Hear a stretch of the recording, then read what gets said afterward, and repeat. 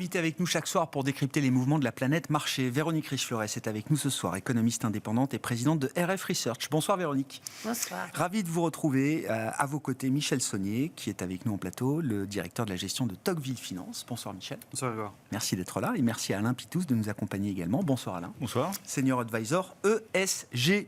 Un mot peut-être de ce rallye qui bouscule. C'est le pain trade. Le rallye qui fait mal, la hausse qui fait mal à tout le monde, puisque trop peu de monde est suffisamment investi pour profiter de l'intensité de ce mouvement de marché sur les actifs risqués. C'est une séquence de marché qui fait très très mal, parce que déjà il faut se rappeler, on oublie, mais l'année 2022 a été terrible pour beaucoup de gestions également, c'est-à-dire qu'on fait pour beaucoup de gestions une sous-performance par rapport aux indices. Donc dans une période de baisse, faire moins 15 quand le marché fait moins 12, c'est tellement douloureux qu'on va dire qu'il n'y a pas une graduation très importante. Mais on attend et on espère tous, quand il y a un rebond, de pouvoir montrer qu'on a rattrapé ce retard et voire même fait nettement mieux. Et là, on fait un début d'année où les mouvements sont tels, on y reviendra probablement, qu'on se retrouve avec des indices qui galopent parfois plus vite que les performances des gestions sur une période aussi courte. En plus, il faut aussi relativiser la douleur, elle est quand même assez courte, mais disons que je me mets à la place pour y avoir été pendant très longtemps et avoir passé beaucoup de temps à expliquer les performances. Quand on est dans une année où les performances sont négatives, c'est déjà assez douloureux pour les clients privés de leur expliquer que les performances sont négatives, mais les marchés ont fait ci, on fait ça. Et puis quand le client regarde les performances de début d'année et que il s'aperçoit que quand le marché fait plus 12, on fait plus 8, voire moins. On a vu ça sur pas mal de gestions. Là, c'est très scabreux, parce que vous recevez en même temps une performance négative et vous avez devant vous les perfs réels de marché qui sont positives et votre gérant qui fait un peu moins bien. Donc ça fait très très mal. Alors après, et c'est ça qui est aussi assez difficile pour la période à venir, c'est qu'il y a une forme de mécanique qui s'est mise en place qui explique tout ce qui s'est passé. Alors on peut dater ça. Moi, je date ça à peu près en mois de septembre l'année dernière, au moment où, rappelez-vous, quand les fonds de pension anglais ont pris une grosse tarte, et puis on s'est aperçu que les banques centrales, la banque centrale anglaise est revenue assez rapidement pour aider tout ça, pour mettre tout ça sous l'éteignoir.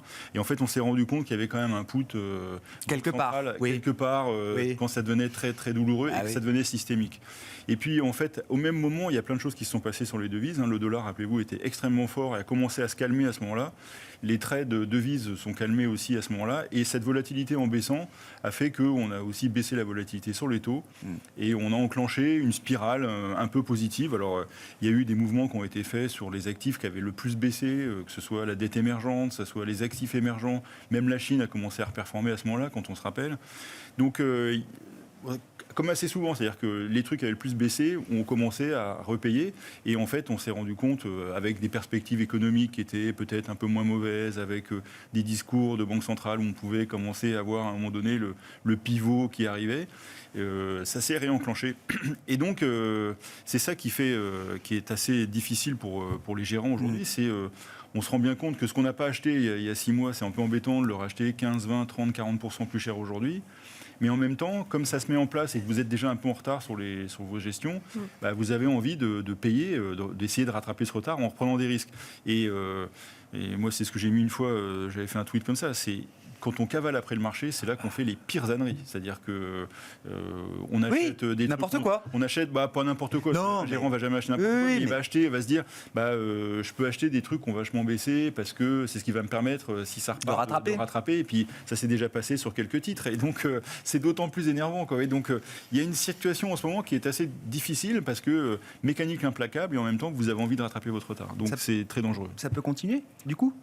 La mécanique est en place. S'il n'y a pas de nouvelles particulières sur les taux, sur un accident sur des devises, un accident de banque centrale, il y a de la liquidité. Il y en a même de plus en plus. C'est-à-dire qu'en fait... Mais les banquiers centraux n'arrêtent pas le mouvement. Enfin, moi, je les vois, ils parlent tous les jours. Maintenant, le marché écoute autre chose. Pas qu'ils les écoutent plus, mais... Moi, j'entends beaucoup de gestion et on passe beaucoup de temps à parler des taux et on passe beaucoup moins de temps à parler du bilan des banques centrales. Et beaucoup moins en temps consacré. Bien c'est sûr. vrai que c'est plus facile de parler... Oui. Et puis c'est plus visible pour les gens de parler des niveaux de taux. Mais les banques centrales, en particulier américaines et européennes, ont un peu baissé leur bilan. Et donc, ça avait quand même, c'est ce qui a quand même fait baisser beaucoup les marchés en 2022. Enfin, ça contribue à cette baisse.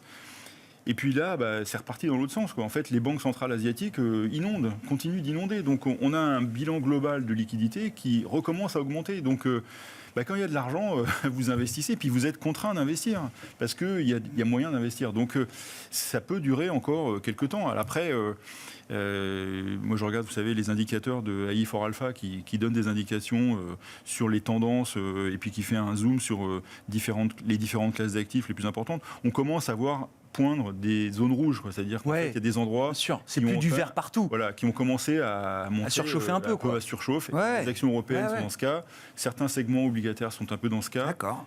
Donc, je pense que, voilà, en tant que en gérant, moi, je dirais, c'est pas la peine de vendre en ce moment, il ne faut pas se mettre contre le marché, mais c'est un peu tard pour acheter, quoi. Et donc, c'est pour ça que ceux qui sont en retard, je veux dire, prenez votre pari. Enfin, je veux dire, tant pis, quoi. Attendez.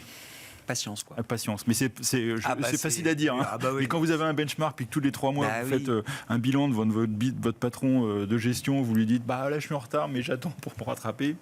Je pense que Michel Saunier va vous tirer les oreilles. Commentaire sur ce rallye, Michel. On arrive au stade où on commence à... Alors, évidemment, c'est un peu le vertige des cimes, parce que les indices actions retrouvent des sommets récents ou quasi historiques pour les indices européens, par exemple. Les spreads de crédit reviennent à des niveaux qu'on n'imaginait pas il y a encore 2-3 mois, pour des signatures, on va dire, de qualité moyenne, par exemple. Et puis, on a, comme je dis, ces tulipes qui se redressent, quoi. C'est-à-dire que tous les marchés qui ont été fracassés à partir de novembre 2021, qui était le point haut du Nasdaq, toute la tech non rentable, les cryptos, les mêmes stocks, AMC, GameStop, etc. C'est en train de repartir. On retrouve des phénomènes là, un peu d'exubérance sur quelques titres spécifiques ou quelques classes d'actifs mineurs. Hein. Je ne veux pas en faire la tendance, mais voilà, on sent que la température remonte quand même. Ouais, en fait, il y a énormément de choses à discuter et qu'on pourrait mettre sur la table aujourd'hui. Pour revenir, avant de parler des actions sur le crédit, pour moi, il y a un effet appel d'air assez massif. Parce qu'en fait, si on regarde la BCE, elle n'a pas commencé son programme de durcissement monétaire. Ça commence à partir du mois de mars. Sur le bilan, oui. Sur le bilan. Attention à ça. Un autre élément, si on regarde l'historique entre l'offre et la demande sur les émissions les années passées, le gros acheteur omniprésent, omnipotent, c'était la BCE. Et si on regarde où est-ce qu'on va atterrir très vite en termes d'émissions nettes, on va revenir sur le niveau de 2010. C'est-à-dire très, très déséquilibré par rapport à ce qu'on a connu précédemment. Donc cet effet-là, il n'est pas à minorer. Il y a un autre effet aussi, un effet appel d'air. C'est-à-dire qu'on a tellement été privé de taux d'intérêt exploitables en termes de portage que quand ça s'est débloqué finalement d'un coup, si vous regardez le nombre de fonds crédits millésimés qui ont été lancés ou qui sont dans les pipes à l'AMF depuis 3-4 mois, c'est juste un record en fait. Donc il faut faire très attention à ça, que cet appel d'air peut avoir un effet mécanique temporaire.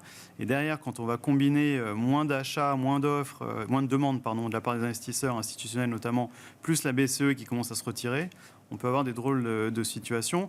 Et c'est pas écarté d'avoir un scénario où on a une désinflation, mais des taux d'intérêt qui restent mécaniquement sur des niveaux élevés, parce que justement le problème d'offre et de demande est là. Ça attirera de la demande, Michel. Moi, ce que je comprends, c'est est-ce qu'on peut pas avoir le... Alors, je sais que le scénario parfait, c'est toujours un pari, mais une BCE qui se retire, avec des taux d'intérêt qui redeviennent intéressants pour des investisseurs privés. On a vu l'émission du 10 ans américain hier, à 3,60, mais ça se fait arracher. C'est-à-dire que les dealers qui sont payés pour justement fourguer le papier, ils n'ont même pas besoin d'en acheter, tellement ça part vite et fort par les autres. Le 30 ans français, pareil, 50 milliards de demandes pour du rendement à 3%, quoi. Il faut voir si la soif sera étanchée vite ou pas. Et puis, ce qui est sûr, par contre, c'est que les problèmes d'émissions sont de plus en plus importants, puisque la dette publique n'a cessé d'augmenter depuis plus de 10 ans. Donc ça, c'est un autre souci. Donc on va voir... Mais ça va être vraiment un enjeu important sur les 12 prochains mois. Sur les actions, alors c'est facile après coup. C'est vrai qu'il y a de voir le marché monter et de se dire « Ah bah oui, bien sûr ». Le marché monte. En fait, ce que j'allais dire, c'est qu'il y a plein d'événements qui sont passés, qui ont déclenché ça. C'est vrai que tu as parlé du positionnement. Il y a eu aussi le prix de l'énergie et de matières premières qui a beaucoup baissé. Oui. On a eu cette inflexion sur l'inflation. C'est vrai que l'inflation s'est retournée. L'anticipation du fameux pivot. On a eu le consommateur qui a continué à consommer un peu partout. La Chine qui s'est rouverte de façon extrêmement brutale, tout le contraire des déclarations du Congrès, mais magnifique. Et puis le conflit en Ukraine dont plus personne ne tient compte finalement dans la valorisation des marchés. Je pense qu'il est plutôt une grave erreur. Et derrière, on a eu par-dessus ça un effet janvier classique, avec les derniers sont les premiers, même amplifiés. Moi, j'ai quelques exemples un peu, parce que j'ai quand même regardé ce qui s'était passé de près. Si on regarde le stock 600, sur la période de la baisse de marché de l'année dernière, donc en gros entre le 1er janvier et le 30 septembre, le stock 600, il a perdu 19-20%. Et le bottom, les deux titres qui ont le plus perdu, c'est Zalando et Kion. Ils ont perdu 79 et 90% au pas loin. Truc monumental, quoi. Ça a repris 100%. Et on regarde, depuis le 29 septembre, le marché a rebondi dans les mêmes proportions, à peu près, 19-20%. Et les deux premiers du stock 600, c'est Zalando et Kion, avec une performance de Zalando supérieure à 120%. Et Kion, on doit être autour de 90-95. Voilà, c'est QFD. C'est exactement ce qui s'est passé. Est-ce que Zalando a changé drastiquement de business model, de dirigeants, de clientèle, de produits ? Non, c'est toujours la même chose. Néanmoins, voilà, ça montre que ça va vite. Mais en fait, ça illustre le fait que le marché est passé du verre à moitié vide au verre à moitié plein. On allait tous mourir, maintenant on est tous sauvés. Bon, la vérité est sûrement au milieu des deux, c'est toujours pareil. Mais il y a quand même des signes comme quoi il faut faire attention. Si on regarde la saison des résultats, alors c'est un peu tôt dans la saison, on a vu un tiers des sociétés publiées, grosso modo. Sur le tiers, déjà, premier enseignement, c'est la première fois depuis longtemps, qu'on a plus de surprises négatives que négatives. On est sur que positives de surprises négatives que positives. Ouais. On est à 52-48. En Europe ? En Europe, oui, pour l'instant. D'accord. Premier truc. Deuxième truc, qui est plutôt positif pour les marchés, quand il y a une mauvaise nouvelle, un profit warning, le titre aujourd'hui a tendance à rebondir. Ouais. Donc, soit on l'interprète en disant que c'était dans les prix, soit on se dit que les gens sont vraiment super optimistes, quoi. Le pire est derrière nous, toujours la même chose. Et un autre élément qui est intéressant, c'est quand on regarde la courbe des BPA sur 12 mois attendus, donc la somme des bénéfices d'entreprise rapportés au nombre d'actions, on s'aperçoit que pour la première fois depuis 15 ans, ce total de BPA est passé en dessous de la moyenne glissante sur 12 mois. Donc la trajectoire bénéficiaire commence à s'éroder. Donc ça, c'est rien pour l'instant, ça ne justifie pas une baisse, mais quand même, je trouve que c'est quand même à suivre. Et puis après, il y a les valorisations. Quand on parle de marché, il faut quand même regarder les valorisations. Aux États-Unis, on est quand même pas loin de 19 fois les bénéfices. En Europe, on est à plus de 13 fois. Ça veut dire quoi ? C'est-à-dire qu'on a effacé la bulle du Covid, mais qu'on est quand même sur des niveaux de valorisation 2018-2019, alors qu'il s'est quand même passé quelque chose d'important entre-temps. Voilà. D'accord. Bon. Ça nous amène à parler quand même de la macro. Véronique, alors vos commentaires, et on reste avec la logique de marché.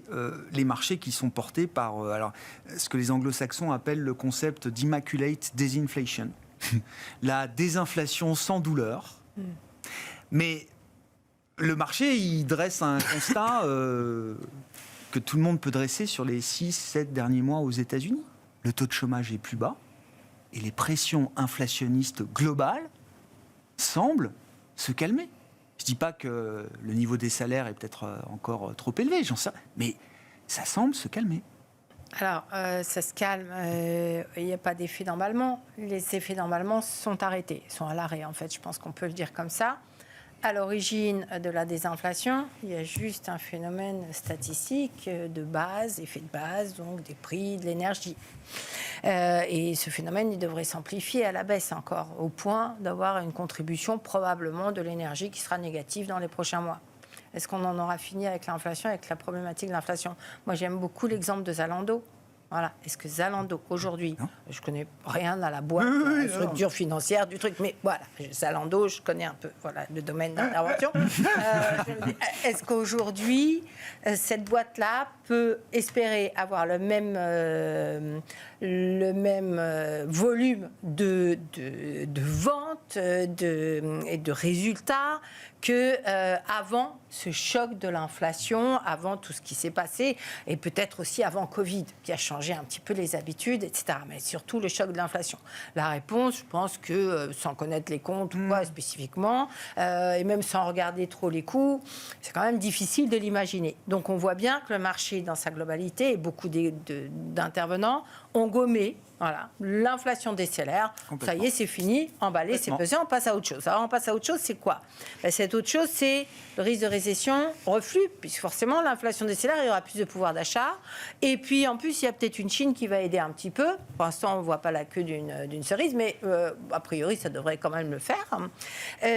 Donc forcément, un peu plus de pouvoir d'achat, ça fait un peu plus peut-être d'achat d'automobiles, parce qu'on a pris un peu de retard quand même, sur des secteurs éminemment cycliques. Une Chine qui devrait un petit peu aider. Des banques centrales, oui, elles peuvent garder un ton dur. Enfin, quand l'inflation va décélérer, parce qu'on va baisser à 4% là en quelques mois, il y a 95% de chances que ça se fasse. On voit mal, les banques centrales continuent à dire si, on vous promet, elles devraient, mais c'est pas faisable. Donc c'est pas audible, c'est pas entendable. C'est pas audible et c'est pas praticable, politiquement pas correct et ingérable en réalité de leur point de vue. Donc finalement, du point de vue des marchés. Alors nous, économistes, on va brandir, oui mais attention, vous avez vu les résultats, là, ça commence à s'éroder. Et puis la hausse des taux réels, parce qu'in fine, la baisse d'inflation, c'est ça que ça va faire. Elle va mordre peut-être un peu plus que la hausse des taux nominaux. Mais ça, c'est dans 6-9 mois. On verra bien. Il peut s'écouler tellement de choses d'ici là que je pense qu'effectivement, moi, j'ai pas de mal. Alors pour le coup, je suis plutôt en général assez pessimiste. Mais alors là, ça m'a paru très évident, très tôt, qu'il y avait une fenêtre. Qu'il y avait une fenêtre et que rien ne vient tant qu'on n'a pas une nouvelle information sur un risque éminent de récession. Attention là aussi, ayons quand même un regard autant qu'on puisse pour décrypter un peu ce qui se trame en Russie et ce qui pourrait nous pendre au nez, parce que la situation devient quand même extrêmement préoccupante, moi je trouve personnellement. Mais bon, mais c'est pareil, comment intégrer ça? On va pas, donc c'est-à-dire que juste sur le conflit, la crise géopolitique, évidemment tout le monde dans le marché a conscience de ce qui se passe. Sauf que entre le facteur météo qui a été favorable, les efforts de substitution, les efforts de sobriété, l'Europe se dit on a complètement démonétisé l'arme énergétique qui était l'arme économique de Vladimir Poutine face à l'Europe. Je mets de côté les aspects militaires, les aspects humains, etc. Mais pour les marchés, c'était quand même ce qui comptait avant tout. Quel était le canal de transmission de ce conflit géopolitique dans l'économie réelle de l'Europe? C'était les prix du gaz. Et ce canal, il est cassé. Il est avéré moins menaçant. Tout de suite, les craintes sont retombées, les craintes extrêmes. Donc, on a une configuration qui, pour moi, est assez légitime du point de vue des marchés. La question, c'est est-ce que les économistes ont raison de tirer la sonnette d'alarme en disant non, mais ça ne va pas le faire, là, dans quelques mois, vous allez voir. Je reste assez convaincue, essentiellement parce que les perspectives bénéficiaires, effectivement, vont être plus compliquées. C'est indéniable. Il y a des hausses de coûts, il y a des hausses de coûts financiers, il y a de la productivité. C'est bien l'emploi. C'est mieux quand il y a de la croissance avec. Parce que les gains de productivité, là, on a quand même du mal à matcher. Donc l'an dernier, on s'est dit, OK, c'est une parenthèse. Il ne faudra pas que la parenthèse se prolonge trop longtemps. Donc il y a... Et puis, fondamentalement, les banques centrales vont être rattrapées à un moment donné. Il va falloir qu'elles reprennent les choses en main. Parce que sinon, c'est reparti. Les taux longs rebaissent, l'immobilier s'envole. Le risque, c'est qu'elles perdent le contrôle des marchés, là ? Bien sûr. Mais à mon avis, c'est évident. Et c'est pour ça aussi que j'ai un peu du mal à comprendre comment elles ont manœuvré leur communication la semaine dernière. Parce qu'il va falloir qu'elles recourent après derrière, qu'elles récupèrent la chose. Comment vont-elles le faire? Quand? Bien ou mal? En switchant sur leur bilan? Peut-être, parce que là aussi, moi, je pense qu'il reste énormément de travail à faire. En accélérant la réduction du bilan? Finalement, convenir que les hausses de taux, on peut peut-être réduire la cadence, certainement, de toute façon, et peut-être arrêter. Mais sur le bilan, il n'y a aucune raison de ne pas poursuivre les ajustements. Au moins, ça permettrait de reprendre un petit peu la main. Sinon, effectivement, je pense qu'on va recréer des bulles. Et la plus grosse bulle, et celle qu'on peut le plus redouter, c'est celle des prix des matières premières.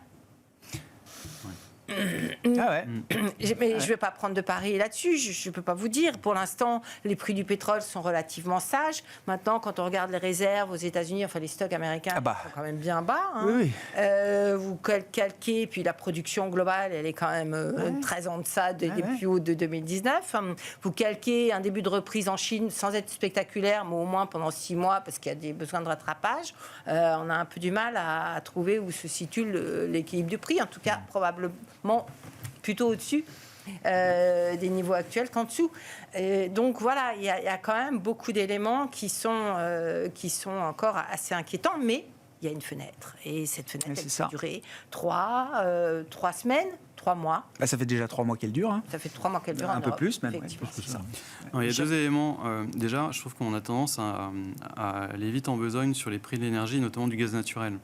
On oublie qu'il n'y a pas plus volatile que le gaz naturel. Alors oui, on a eu beaucoup de chance, c'est-à-dire qu'on a eu un hiver qui était plutôt clément jusque-là. On a réussi un tour de passe-passe extraordinaire avec le LNG et à capter des stocks de LNG pour compenser. C'est pas que de la chance. Enfin, Non, c'est pas que de la chance météo, quoi. Voilà, aussi. Néanmoins, on oublie que c'est un marché qui reste éminemment local. Et que oui, le prix a spiké à 340 € le mégawattheure l'été dernier, qu'on est redescendu à 55. Néanmoins, la moyenne historique, c'était 20 €.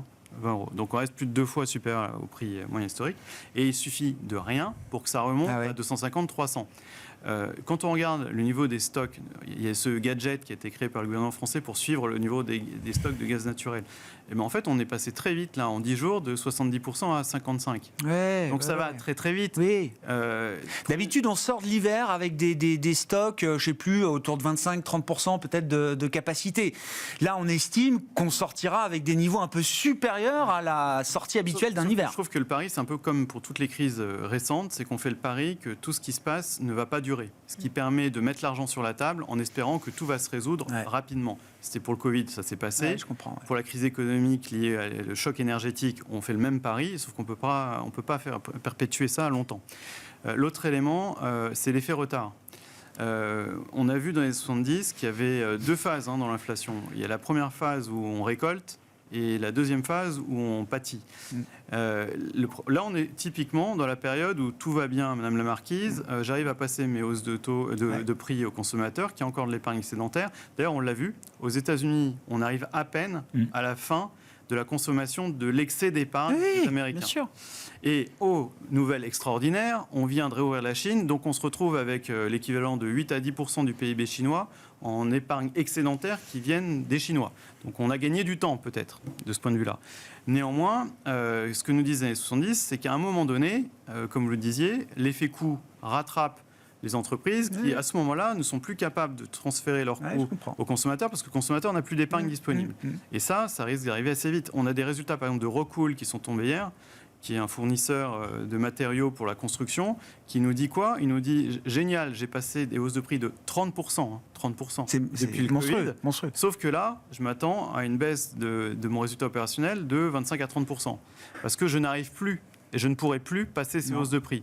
Donc ça y est. Alors je ne connais pas spécifiquement, mais il y a quand même pour beaucoup d'industries et d'entreprises, il y a un coût des intrants qui est en train quand même de baisser très fortement, du prix du fret, du transport, au prix de l'énergie. Enfin, alors peut-être que tout ça n'est que transitoire pour le coup, mais en tout cas, il y a quand même une baisse rapide du coût des intrants pour un bon nombre d'industries et d'entreprises aujourd'hui. Alors que les prix de sortie, peut-être qu'ils peuvent plus tellement monter, mais ils vont pas les rebaisser de 10, 15, 20% dans les 6 mois, j'imagine. Après, il y a les prix des couvertures qui vont être relais nécessairement et qui seront relais sur des prix qui sont encore supérieurs.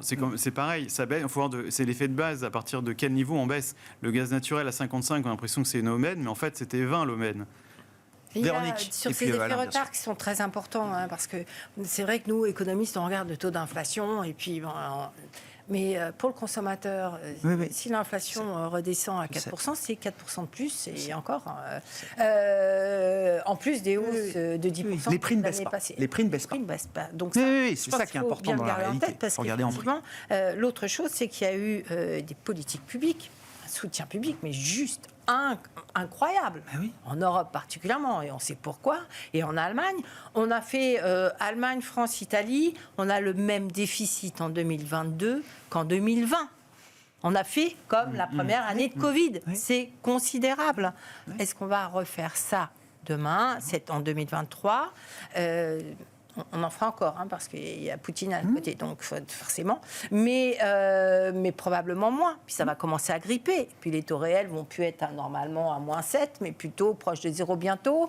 Et puis la Banque centrale va commencer aussi à appeler à des politiques un peu plus raisonnées. Donc tout ça fait qu'effectivement, du point de vue du pricing power, si les entreprises ont eu ce pricing power, c'est quand même bien parce qu'il y avait les États. Il y avait l'épargne aussi, mais les États pour beaucoup, y compris aux États-Unis d'ailleurs. Donc, et là, ça devient nettement plus compliqué.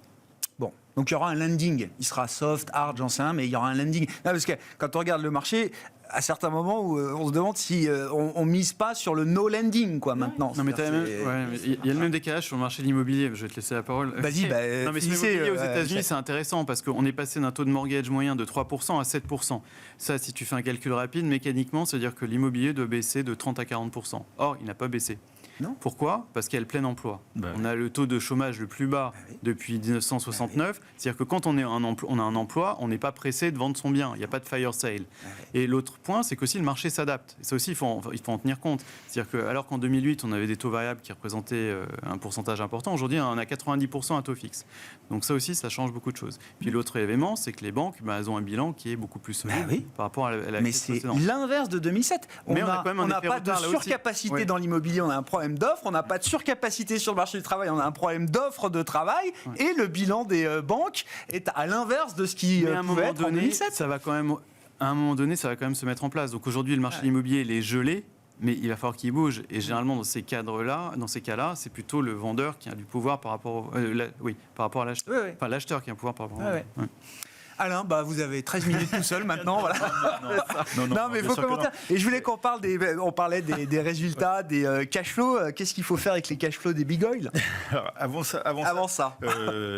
Moi, j'entends et je suis assez. Voilà, c'est des faits, donc je ne peux pas être contre ce qui vient d'être dit, qui avertit qu'on se rapproche d'une période qui va quand même être plus difficile. Mais moi, je trouve que c'est aussi un marché de gestion incroyable. C'est-à-dire qu'en fait, on a, on va dire, trois grands cas de figure. On a toutes les boîtes, tous les investissements qui ont été en grande difficulté l'année dernière, qui peuvent être réachetés parce que les Zalando, effectivement, je connais pas bien. Je m'habille pas chez. C'est des vêtements, hein, c'est ça. Je m'habille pas chez. C'est du e-commerce. Voilà, c'est du e-commerce. Voilà. Bref, donc Internet. Peut-être que le prix c'était pas moins 80 l'année dernière, c'est peut-être pas les plus 60 de cette année. Enfin, moins 80 plus 60, ça te remet pas au niveau antérieur. Hein. Justement. Plus 120, pardon. Justement, voilà. C'est ça aussi. C'est-à-dire qu'en fait, il y a pas mal d'actifs comme ça qui ont peut-être été massacrés. On parlait de la tech. Il y a beaucoup de boîtes de la tech. Moi, je regarde aussi le segment cloud aux États-Unis, avec pas mal de valeurs qui étaient totalement massacrées, qui ont annoncé gentiment des 40-50% de croissance des résultats, qui font du cash, qui n'ont pas besoin de s'endetter, et qui sont en train de repartir pleine pêche parce que le cours était notoirement trop bas par rapport aux perspectives 5-10 ans de ces boîtes-là. Je ne parle pas des perspectives à quelques mois. Donc, actifs massacrés qui étaient probablement trop peu chers, en fait, certains segments à yield, certains segments émergents. Et puis de l'autre côté, il y a quand même, on l'évoquait en début d'émission, pas mal de boîtes qui ont annoncé des très beaux résultats et qui annoncent des perspectives qui ne sont pas si mal que ça. C'est-à-dire que Legrand, le gars, il vous dit, le patron de Legrand, il annonce 5, 6, 8% de croissance sur les années qui viennent. Très bien. Avec une maîtrise des coûts, c'est des gens qui sont hyper sérieux. C'est des boîtes hyper bien gérées. Donc, ces boîtes-là, et puis on ne parle pas de toutes les boîtes du luxe, pas mal de grandes boîtes qui passent totalement au travers de tous ces événements parce qu'elles sont totalement internationales. Donc il y a un segment qui reste peut-être un peu cher, mais qui sont attractifs sur des durées très longues. Et effectivement, il y a un ventre mou qui sera soumis à tout ce qu'on a évoqué, des problématiques de coûts, des problématiques de coûts salariaux qui ont peut-être trop augmenté, etc., qui ont problématiques de gens qui sont peut-être un peu trop sectoriellement exposés à des endroits qui vont un peu moins bien. Donc ce ventre mou, il va probablement être en difficulté, qui va peut-être pas tellement performer par rapport à ce qu'il a connu dans le passé. Mais les deux extrêmes, ça donne des perspectives de jeu aux gérants. Et alors et qu'est-ce qui se passe après ? C'est un jeu tactique aussi, c'est-à-dire qu'en fait, les gens qui ont pris d'énormes positions sur les boîtes un peu en difficulté et sur les segments qui étaient très bons font du 15-17% cette année. Quand vous êtes, vous, avec une partie de votre portefeuille qui est trop au milieu, vous cavalez après. Donc, et vous avez du cash, parce qu'il se trouve qu'en plus, vous avez des flux positifs en ce moment. On l'évoquait sur le crédit, il y a des segments qui retrouvent de l'argent. Donc, et les valeurs européennes retrouvent un peu de flux aussi. Donc, vous êtes gérant, vous êtes un peu en retard par rapport à votre marché, et puis tous les jours, vous avez 0,5% de votre portefeuille en supplément en cash qui déboule, au bout d'un moment, vous ne pouvez pas être à 20% en cash. C'est impossible. Donc, vous êtes obligé de courir après un peu ce marché. Donc, oui, c'est des marchés de gestion. C'est pour ça que les gérants sont payés. C'est pour justement trouver l'allocation dans ce genre de choses. Donc, oui, c'est difficile, mais vous me présenterez des années faciles.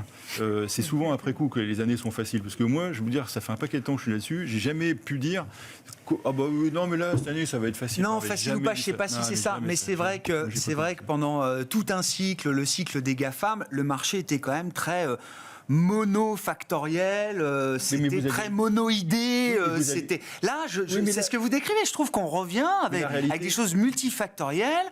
Le fixed income rapporte, ça n'oblige plus. On n'est plus dans le TINA permanent où il faut aller chercher du risque sur des échelles qui nous conviennent pas, avec lesquelles on n'est pas confortable.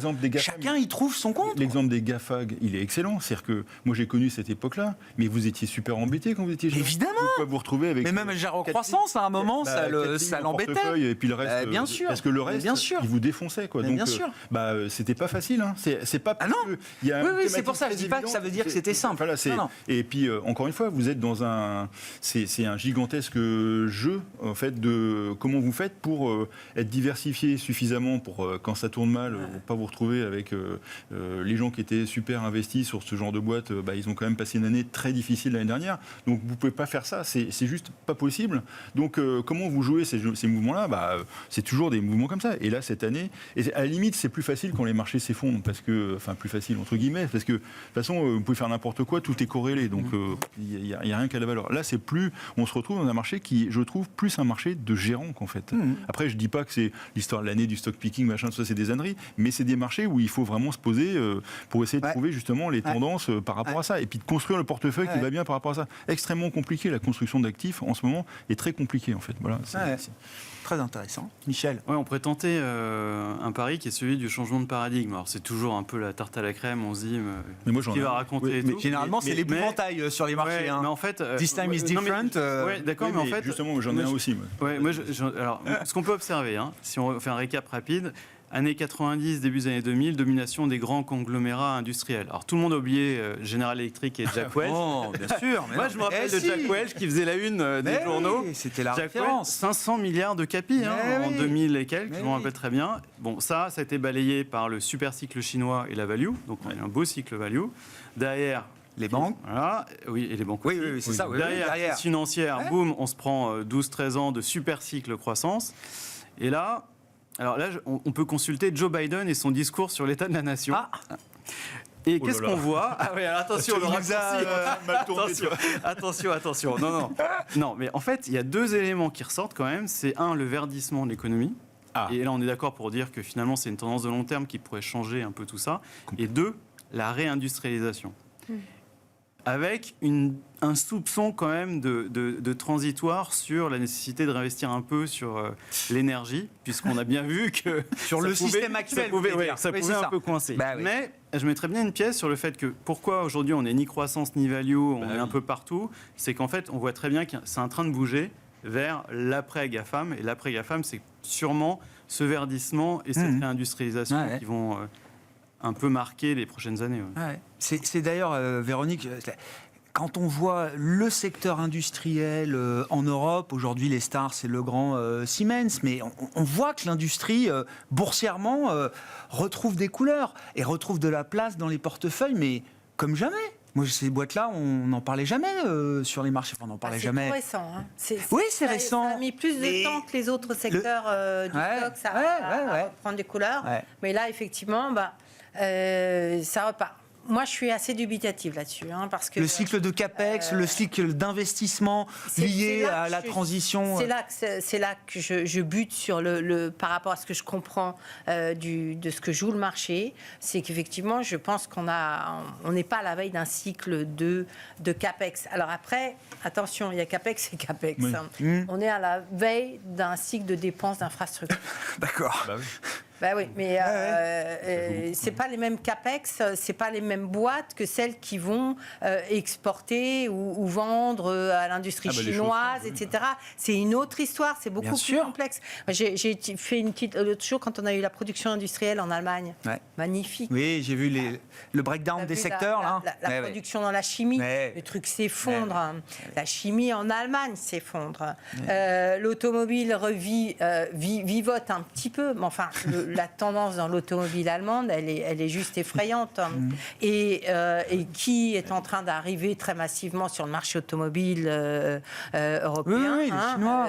Donc, et tout ça, ça m'incite quand même à me dire... On n'a pas les conditions aujourd'hui pour jouer vraiment l'industrie cyclique, la grosse cyclique, etc. Alors après, je ne peux pas vous dire, moi je ne connais pas suffisamment les boîtes, je ne peux pas vous dire si c'est une opération, mais dans l'ensemble, surtout les capital goods, je serais, je préfère, je l'ai dit, je préfère les bancaires aujourd'hui aux capital goods. Parce que et pourtant, c'est les bancaires, mais bien sûr, c'est pas palpitant, mais il y a une logique, il y a une configuration qui fait comprendre pourquoi. Même ça, je trouve c'est intéressant, c'est-à-dire qu'en fait, c'est ce que je décrivais tout à l'heure sur les grandes familles de boîtes, mais c'est ça aussi qui est compliqué, c'est que moi je trouve qu'on ne peut pas jouer les bancaires. C'est-à-dire qu'on me dirait, on peut jouer BNP, on peut jouer Crédit Agricole, je comprends, mais les bancaires, dans l'absolu, pour moi, non, parce que justement, c'est un peu ça le paradigme aussi. C'est-à-dire qu'il y a des boîtes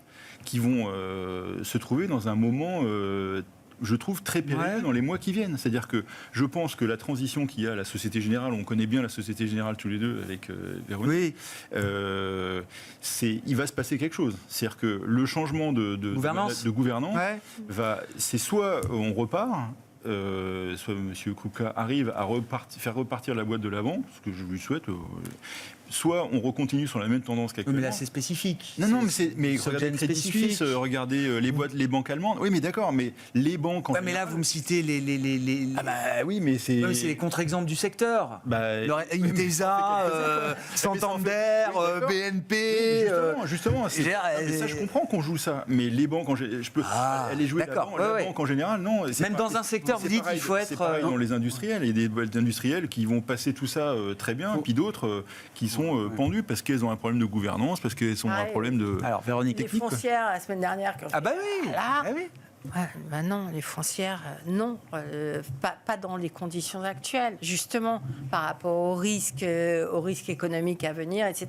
Donc il y a eu un opportunisme, la baisse des taux, je sais pas, mais fondamentalement, c'est pareil. Une reprise de l'immobilier, on est dans un mais l'immobilier, c'est indexé sur l'inflation. Si vous avez des bons produits immobiliers, des bons... Ça veut dire le choc inflationniste qu'on a traversé en 2022 comme un épiphénomène, ce qui n'est pas ma lecture. D'accord, oui, je comprends. Lecture, pour moi, on n'en a pas fini avec l'inflation. De quelque chose qui vont être répétitifs. Donc, effectivement, je comprends. Mais c'est le moment.